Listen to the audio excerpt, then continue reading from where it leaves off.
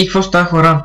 Аз съм Влади GamesBG от канала BG Boys Gaming и днес, както ще се разбрали от заглавието, ще правим едно доста по-интересно, по-различно видео, а именно топ 3 изобретения на човека.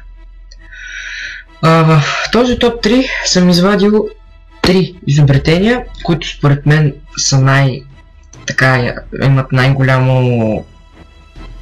най-голям мащаб, се използват и така нататък и са нужни в ежедневието. И сега ще ви ги покажа. В коментарите бих искал да напишете по-нататък дали желаете още топове да има, и ако е така, да дадете идеи какъв топ може да направим и съответно топ 5, топ 10 и така нататък.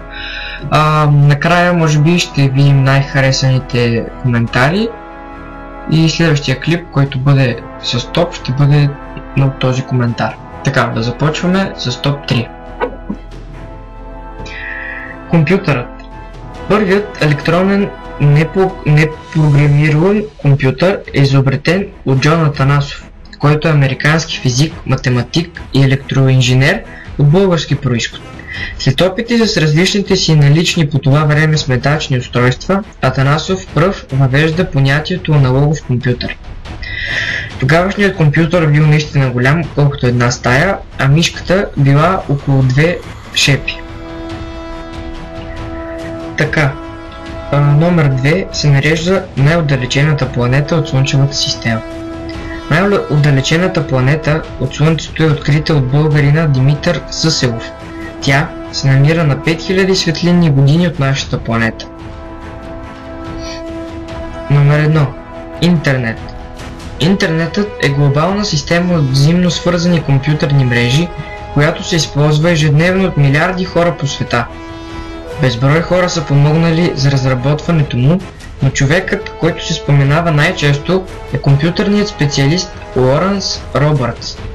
През 60-те години екип компютърни специалисти, работещи за агенция към Министерството на отбраната на САЩ, създали комуникационна мрежа, която свързвала компютрите на Министерството. Мрежата е наречена ARPANET и е бащата на днешният интернет. Надявам се този топ 3 да ви е харесал, макар и кратък, но все пак, ако наистина това ви хареса, може да ударите един лайк, ние да видим и да правим повече топове, естествено, по-интересни работи, по-дълги, около топ 10, топ 15 и така нататък.